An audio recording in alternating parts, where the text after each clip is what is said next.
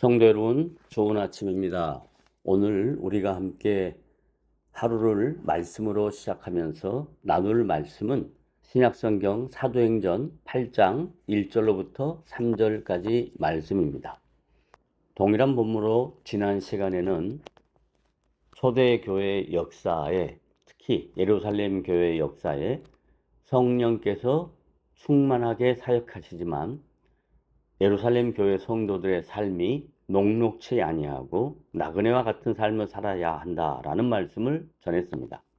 뿐만 아니라 이제 복음은 예루살렘에만 국한되어 있지 아니하고 하나님께서 더 크고 원대한 인류 구원의 대역사를 펼치시기 위하여 환난과 핍박이라는 상황을 통해 성령이 충만하고 복음의 진리를 간직한 초대교회 영적 지도자들을 세계 각처로 흩으셨던 것입니다.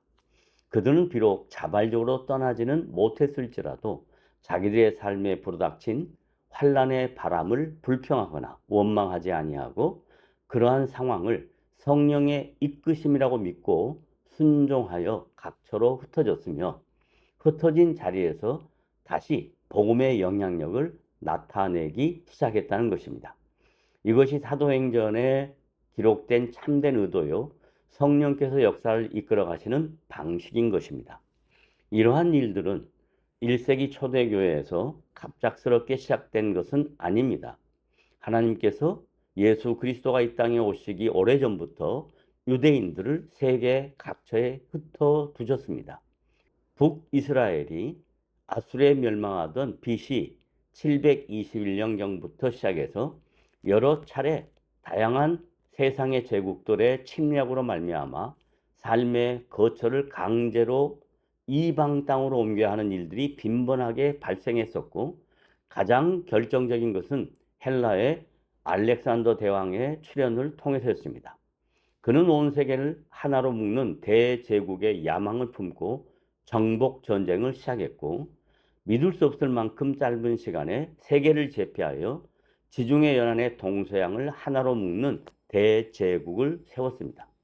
그는 헬라 제국을 통해서 각 나라와 민족과 방언을 하나의 언어와 하나의 문화로 묶는 정책을 폈고, 그 결과 로마 시대에 이르러서는 제국의 영토 곳곳마다 이스라엘 백성들이 퍼져나가 살 수밖에 없었습니다. 그들은 흩어진 곳마다 유대인 마을을 만들고 회당을 세워서 이방 땅에서도 구약 성경의 예언과 관습들을 그대로 유지하고 있었던 것입니다. 이제 핍박으로 인하여 예루살렘을 떠날 수밖에 없었던 초대교회 성도들은 세계 각처로 흩어져서 이미 오래전에 형성되어 있었던 유대인들의 회당, 시나고그를 거점으로 삼아서 예수 그리스도의 복음을 선포할 수 있는 전초점이 되었던 것입니다. 이와 같이 핍박이라는 것이 개인의 삶의 과정에서 바라본다면 분명 감당하기 어려운 고난이지만, 하나님의 나라의 역사가 진행되고 있다는 관점에서 바라보는 사람에게는 놀랍고 경이로운 구원사역의 현장이었던 것입니다. 그리하여 초대교회 성도들은 환난과 핍박 가운데서도 확신에 가득 찬 모습으로 기뻐하면서 복음의 증인이 될 수 있었던 것입니다. 더욱 감사한 것은 그렇게 핍박과 시련을 거칠 때 하나님의 교회는 가장 순수하고 강력한 생명력을 지닐 수 있었던 것이 사실입니다.